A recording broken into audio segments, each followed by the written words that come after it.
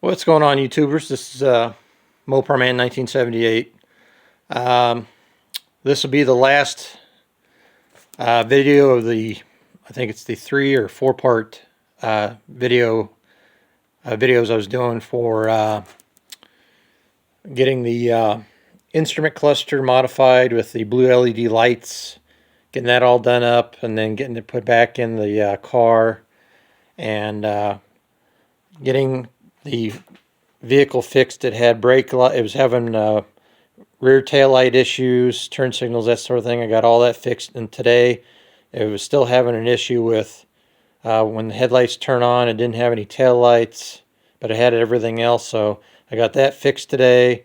I was having an issue in reverse with no backup lights. I got those fixed, and so let me show you what I'm talking about.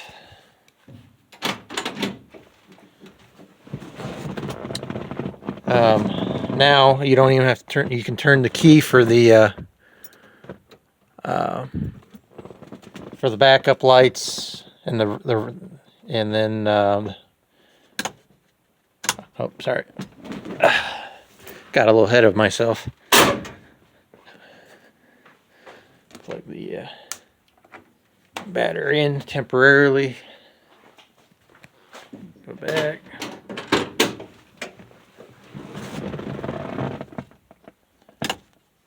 There's the dash lights. Got the, like I said in the previous videos, got the LED lights in there. We ordered the new decals to go in there for the faces of the gauges. Got to replace this gauge. It was really bad. The face of that, the decal. And then these three got, the face got replaced on those, with the decals. This was a new gauge that we installed. Factory reproduction one. As you can see down there, the temperature switch, that's been it's got an aftermarket switch. This one just lights. This one don't work, but it just lights up, makes it look cool. But I got the CB all hooked up today.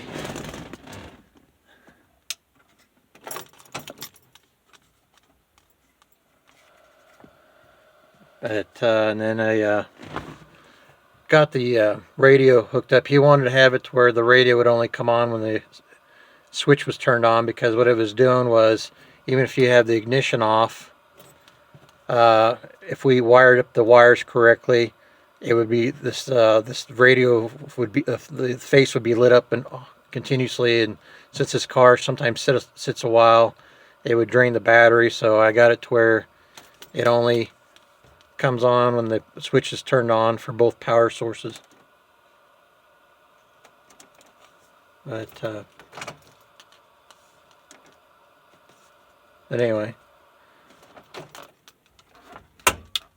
got that fixed, and then we got the headlights will work, front turn signals, as you can see.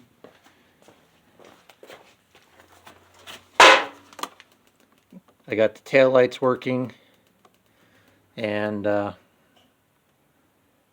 this backup light over here, that takes a certain style bulb. I got to get that from O'Reilly's, but the other one works. I've already checked all these out.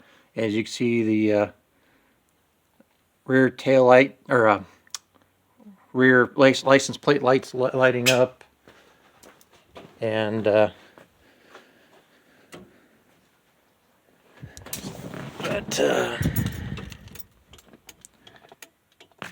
that one before wasn't nowhere near as bright, and it was or didn't work half the time, so I got those fixed.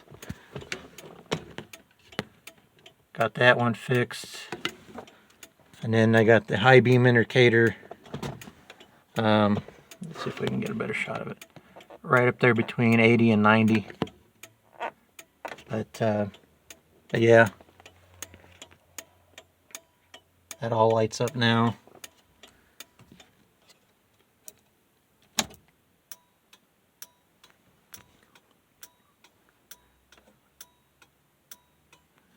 Emergency lights or flashers work.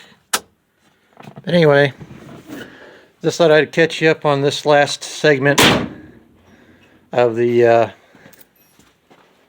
electrical that needed to be fixed. I might do a video, I might not, on we still have to get the brake situation fixed. You almost have to put your foot through the floor to get it to stop. And I think it's the it's got a new master cylinder on it, and I've already checked all excuse me, all the linkage down all the linkage down through to the foot pedal and everything. We think it's this old power booster that's given the problems, but we're going to jack up the back, take the tires off, and while he's sitting in here pushing on the brakes, I'm going to make sure all the wheel cylinders are working and the brakes are engaging. Then we're going to do the front calipers, and if that's all working, then we know it's the old booster that's causing the problem. We might do a video on that, might not, but at least we finally got. And then the last thing on this is shit, should have stayed up front here. Somewhere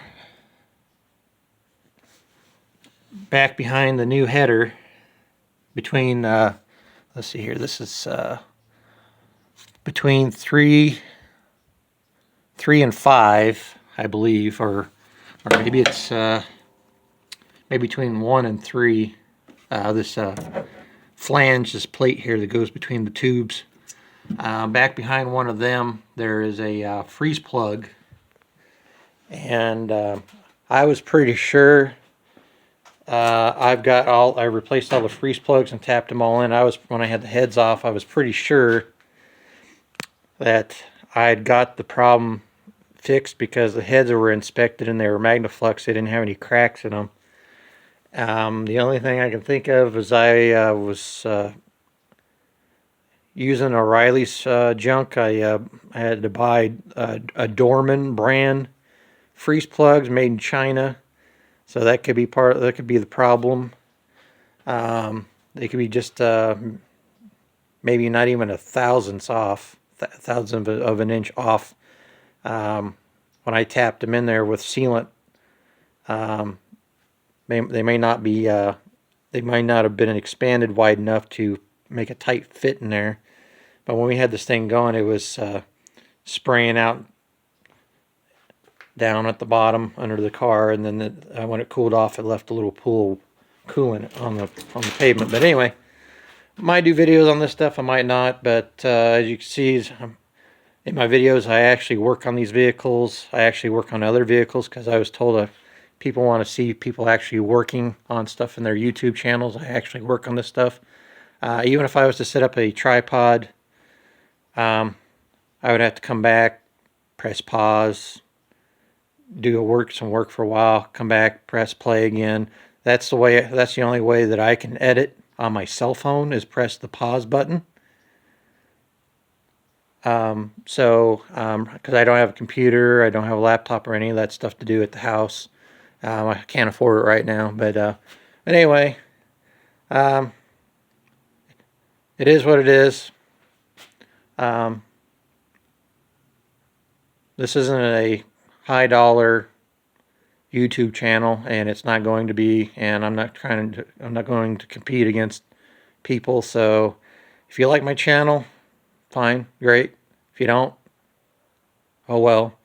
If you think some of my videos sucks, I don't really care. If you don't like my channel, unsubscribe. I don't really care. I'm tired of the drama. Anyway, I